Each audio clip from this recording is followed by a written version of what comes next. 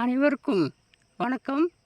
ஞானப்பிதா பாரம்பரிய மூலிகை மருத்துவத்தின் சார்பாக இப்போ நம்ம நேத்திரப்பூண்டு மூலிகை பற்றி பார்க்க போகிறோம். இந்த நல்லா பார்த்துக்கங்க, நேத்திரப்பூண்டு மூலிகை. இதோடைய பூக்கள் இப்படித்தான் இருக்கும். கண் சம்மந்தப்பட்ட பிரச்சனை புறமே போக்கக்கூடியதில் ஒரு முக்கிய பங்கு வகிக்கும் இந்த நேத்திரப்பூண்டு மூலிகை. இந்த மூலிகையை நம்ம என்ன செய்யணும் அப்படின்னா,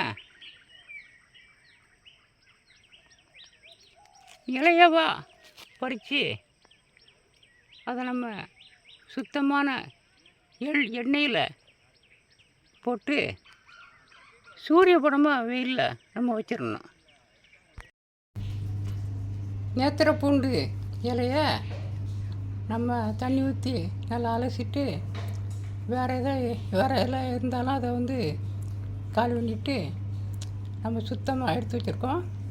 இப்போ இந்த இலைக்கு குறைஞ்சபட்சம் ஒரு 3 லிட்டர் 4 லிட்டர் வரைக்கும் எண்ணெய் ஊற்றலாம். எண்ணெய் கண்ணுக்கு போகிற எண்ணெயினால் செக்கு எண்ணெயை பயன்படுத்தணும். இது நாங்கள் எள்ளு வாங்கி கொடுத்து செக்கில் ஆட்டின எண்ணெய். இந்த எண்ணெய் இப்போ ஊற்றி நம்ம வைக்க போகிறோம்.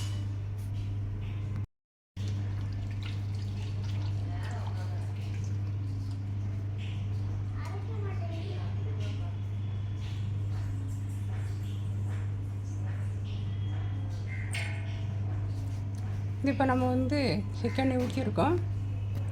3 அளவுக்கு 3 லிட்டர் தான் ஊற்றிருக்கோம். இதை அப்படியே நம்ம குறைஞ்சபட்சம் ஒரு 5 நாள், வெயில் அதிகமாக இருந்துச்சுன்னா 5 நாள் போதும். வெயில் கொஞ்சம் குறையா இருந்துச்சுன்னா கூட 2 நாள் வச்சுட்டு நம்ம வடிகட்டி நம்ம கண்ணுக்கு பயன்படுத்தணும். கண்ணுக்கு பயன்படுத்தும் போது கண் சம்மந்தப்பட்ட 96 வகை நோயும் குணமாகும். ஏற்கனவே சொல்லியிருக்கோம். கண்ணுக்குன்னா இந்த நேத்திரப்பூண்டு தைலம் மட்டும் இல்லாமல் கண்ணுக்குன்னு நம்ம நிறையா மருந்து போடுதோம். பொன்னாங்கண்ணி தைலம் தேய்ச்சி குளிக்கணும். லிங்க சுந்தரம் அதுக்குள்ளே பயன்படுத்தணும். அது மாதிரி நிறைய மருந்துகள்லாம் கண்ணுக்குள்ளே இருக்குது, சேர்த்து பயன்படுத்தினது அதுக்கு குணமாகும். இந்த நேத்திரப்பூண்டு தைலத்தை தவிர நம்ம கண்ணுக்கு நிறையா தைலம் போடுதோம். ஏற்கனவே சொல்லியிருக்கோம் பொன்னாங்கண்ணி தைலம். அந்த பொன்னாங்கண்ணி தைலம் வாரத்துக்கு 2 தடவை தேய்ச்சிட்டு அந்த பொன்னாங்கண்ணியவே பவுட்ரு பண்ணி நிழலில் காய போட்டு பொடி பண்ணி அதை நம்ம பாலில் சாப்பிட்டு வரலாம்.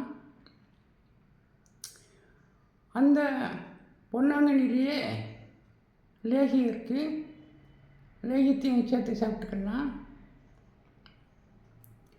ஏற்கனவே நம்ம சோத்துக்கத்தாழையில் செய்நீரில் சோத்துக்கத்தாழை 7 தடவை அலசிட்டு அதில் கடுக்காய் படிகாரம் போட்டு நாட்டு ரோசாப்பூ சேர்த்து நம்ம செய்நீர் எடுத்து வச்சுருக்கோம். அது கண் சம்மந்தப்பட்டது இல்லாமல் பல வியாதியை குணப்படுத்தும். அதை நம்ம செய்முறையாக நம்ம செஞ்சு காட்டியிருக்கோம்.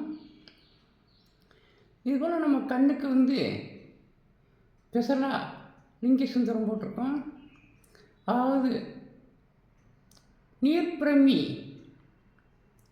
சாரில் சுரு கொடுத்து, அதாவது லிங்கத்தை சுத்தி பண்ணி நீர்ப்பிரமி சாரில் சுரு கொடுத்து அதே நீர்ப்பிரமியில் அரைச்சி புடம் போட்டு நம்ம லிங்க சுந்தரம் போட்டிருக்கோம். அது மூளை சம்மந்தப்பட்டதும் இல்லாமல் நம்ம கண்ணுக்கும் நல்லா பயன் தரக்கூடியது.